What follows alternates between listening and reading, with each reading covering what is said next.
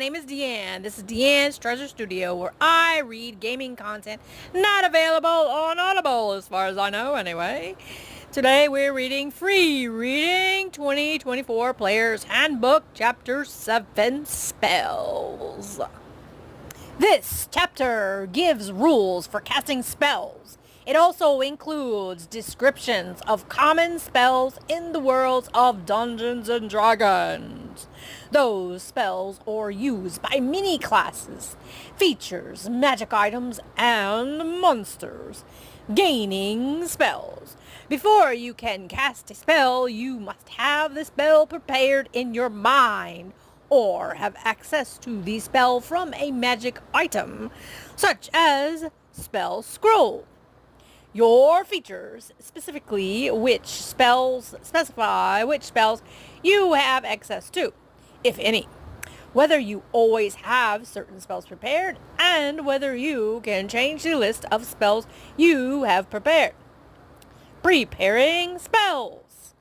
You have a list of level 1 plus spells you prepare. Your spellcasting feature specifies when you can change the list and the number of spells you can change as summarized in the spell preparation by class table. Spell preparation by class. Class, then when you blah blah blah. Number of spells. Okay, first one we have Bard, gain a level. Number of spells 1. Cleric, finish a long rest, any. Druid, finish a long rest, any. Paladin, finish a long rest, 1. Ranger, finish a long rest, 1. Sorcerer, gain a level, 1. Warlock, gain a level, 1. Wizard, finish a long rest, any. Most spellcasting monsters don't change their list of prepared spells, but the DM is free to alter them. Always prepared spells. Certain features might give you a spell that you always have prepared. If you also have a list of prepared spells that you can change, a spell that you always have prepared doesn't count against the number of spells on that list. Box text. Casting in armor. You must have training with any armor you are wearing to cast spells while wearing it. You are otherwise too hampered by the armor for spell casting. Casting spells. Each spell description has a series of entries that provide the details listed to cast the spell. The following sections explain each of those entries, which follow a spell name. Spell level. Spell has a level from 0 to 9, which is indicated in the spell's description. A spell's level is an indicator of how powerful it is. Cantrips, simple spells that can be cast almost by remote, are level 0. The rules for each spell casting class say when its members gain access to spells of certain levels. Spell slots. Spellcasting is taxing, so a spellcaster can cast only a limited number of level 1 plus spells before resting. Spell slots are the main way a spellcaster's magical potential is represented. Each spellcasting class gives its members a limited number of spell slots of certain spell levels. For example, a level 3 wizard has 4 level 1 spell slots and 2 level 2 slots. When you cast a spell, you expend a slot of the spell's level or higher, effectively filling a slot with a spell. Imagine a spell slot as a groove of a certain size, small for the level 1 slot and larger for the higher level spell. A level 1 spell fits into the slot of any size, but a level 2 spell fits only in the slot that's at least level 2. So when a 3rd level wizard casts a magic missile, a level 1 spell, the wizard spends 1 of the 4 level 1 slots and has 3 remaining. Finishing a long rest restores any expended spell slots. Casting without slots. There are several ways to cast a spell without expending a spell slot. Cantrips. A cantrip is cast without a spell slot. Rituals. Certain spells have the ritual tag in the casting time entry. Such a spell can be cast following the normal rules of spellcasting, or it can be cast as a ritual. The ritual version of the spell takes 10 minutes longer to cast than the normal, but it doesn't expend a spell slot. To cast a spell as a ritual, a caster must have it prepared. Special abilities. Some characters and monsters have special abilities that allow them to cast specific spells without a spell slot. This casting is usually limited in another way, such as being able to be cast as the spell as a limited number of times per day. Magic items, spell scrolls, and other magic items contain spells that can be cast without a spell slot. The description of such an item specifies how many times a spell can be cast from it. Using a higher level spell slot. When a caster casts a spell using a slot that is of a higher level than the spell takes on a higher level for the casting.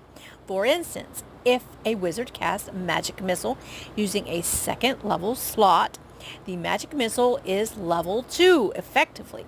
The spell extends to fill the slot it is now put in. Some spells, such as Magic Missile and Cure Wounds, have more powerful effects when cast at higher level, as detailed in the spell's description. School of Magic. Each spell belongs to a school of magic. The schools are listed in the Schools of Magic table. These categories help describe spells but have no rules of their own, although some other rules refer to them. Schools of Magic. School of Magic, then typical effects. Okay, Abjuration prevents or reverts harmful effects. Conjuration transports creatures or objects. Divination reveals information. Enchantment influences minds. Evocation channels energy to create effects that are often destructive. Illusion deceives the mind or senses. Necromancy manipulates life and death. Transmutation transforms creatures or objects. Class spell list. If a spell is on a class's spell list, the class's name appears in the parentheses after the spell's School of Magic. Some features add a spell to a character's spell list even if the character isn't a member of the class in the parentheses. Casting time. Most spells require the magic action to cast, but some spells require a bonus action, a reaction, or 1 minute or more.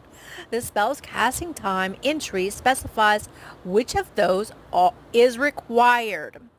1 spell with a spell slot per turn. On a turn, you can expend only 1 spell slot to cast a spell. This rule means you can't, for example, cast a spell with a spell slot using the magic action and another one using a bonus action on the same turn. Reaction and bonus action triggers. A spell that has a casting time of a reaction is cast in response to a trigger that is defined in the spell's casting time entry. Some spells have the same casting time of a bonus action, which are cast in response to a trigger defined in the spell. Longer casting time. Certain spells, including a spell cast as a ritual, require more time to cast. Minutes or even hours. While you cast a spell with a casting time of 1 minute or more, you must take the magic action on each of your turns, and you must maintain concentration. See the rules glossary while you do so. If your concentration is broken, the spell fails, but you don't expend a spell slot. To cast a spell again, you must start over. Range. A spell's range indicates how far from the caster the spell's effect can originate, and the spell's description specifies which part of the effect is limited by the range. A range usually takes one of the following forms. Distance. The range is expressed in feet. Touch. The spell's effect originates on something as defined by the spell that the spellcaster must touch within their reach, usually 5 feet. Spell itself. The spell is cast on the caster or emanates from them as specified in the spell. If a spell has a movable effects, they aren't restricted by its range unless the spell's description says otherwise. Components. A spell's components are physical requirements the spellcaster must meet to cast the spell. Each spell's description indicates whether it requires verbal, V, somatic, S, or material, M, components. If the spellcaster can't provide one of the spell's components, the spellcaster can't cast the spell. Verbal, V. The verbal component is the chanting of esoteric words that sound like nonsense to the uninitiated. The words must be uttered in a normal speaking voice. The words themselves aren't the source of the spell's power, rather the particular combination of the sounds with specific pitch and resonance sets the threads of magic in motion. Thus, a creature who is gagged or in an area of magical silence can't cast a spell with a verbal component. Creating verbal components. If you'd like to say a spell's verbal component, you may make up words. However, you make them. The goal is to create something that's easy to say and that doesn't mean anything in the real world. Consider this method. Take the nature of the spell. Keep only one instance of each of its letters and rearrange them, renaming the letters into words. Rearrange the remaining letters into words. For example, remove the second from fireball and rearrange the remaining letters to create Berafera or Felabera. Somatic C. A somatic component is a forceful gesticulation or an intricate set of gestures. A spellcaster must use at least one of their hands to perform these movements. Material M. The material component is a particular material used in a spell's casting, as specified in the parentheses in the component's entry. These materials aren't consumed by the spell unless the spell's description states otherwise. The spellcaster must have a free hand to access them, but it can be the same hand used to perform the somatic components, if any. If a spell doesn't consume its materials and doesn't specify the cost of them, the spellcaster can use a component pouch. See Chapter 6. Instead of providing these materials specified in the spell, or the spellcaster can substitute a spellcasting focus.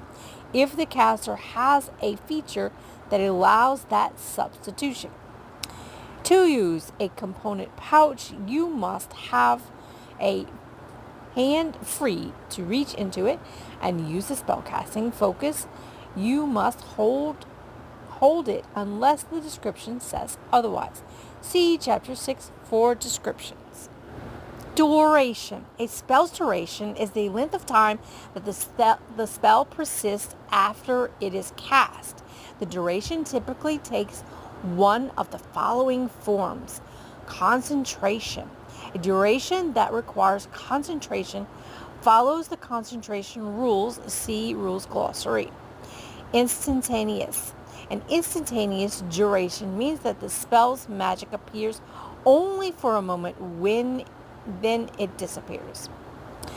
Time span. A duration that provides a time span specifies how long the spell lasts in rounds, minutes, hours, or the like. For example, a duration entry might say 1 minute, meaning that the spell ends after 1 minute has passed. While the time span spell that you cast is ongoing, you can dismiss it. No reaction required if you don't have the incapacitated condition. Effects. The effects of a spell are detailed after its duration entry. Those details present exactly what the spell does, which ignores the mundane physical laws. Any outcomes beyond those effects or under the DM's purview. Whatever the effects, they typically deal with targets, saving throws, attack rolls, or all three, each of which is detailed below. Targets. A typical spell requires the caster to pick one or more targets to be affected by the spell's magic. A spell's description says whether the spell targets creatures, objects, or something else. A clear path to the target. To target something with a spell, a caster must have a clear path to it, so that it can't be behind total cover. Targeting yourself. If a spell targets a creature of your choice, you can choose yourself unless the creature must be hostile or specifically a creature other than you. Area of effect. Some spells, such as Thunderwave, cover an area called Area of Effect, which is defined in the Rules Glossary. The area determines what the spell targets. The description of a spell specifies whether it has an area of effect, which is typically one of these shapes: cone, cube, cylinder, emanation, line, or sphere. Awareness of being targeted. Unless a spell has a perceptile effect, the creature doesn't know it was targeted by the spell. An effect like lightning is obvious, but a more subtle effect, such as an attempt to read thoughts, goes unnoticed unless the spell's description says otherwise. Invalid targets. If you cast a spell on someone or something that can't be affected by it, nothing happens to the target. But if you use a spell slot to cast the spell, the slot is still expended. If the spell normally has no effect on a target that succeeds on a saving throw, the invalid target appears to have succeeded on its saving throw even though it didn't attempt one, giving no hint to the creature as an invalid target. Otherwise, you perceive that the spell did nothing to the target. Saving throws. Many spells specify that a target makes a saving throw to avoid some or all of the spell's effects. The spell specifies the ability that the target uses for the save and what happens on a success or failure. However, here's how to calculate the DC for your spells. Spell save DC equals 8 plus your spellcasting ability modifier plus your proficiency bonus. Attack rolls. Some spells require the caster to make an attack roll to determine whether the spell hits the target. Here's how to calculate the attack modifier for your spells. Spell attack modifier equals your spellcasting ability modifier plus your proficiency bonus. Combining spell effects. The effects of different spells add together while their durations overlap. In contrast, the effects of the same spell cast multiple times doesn't combine. Instead, the most potent effect, such as the highest bonus for the casting, applies while the durations overlap.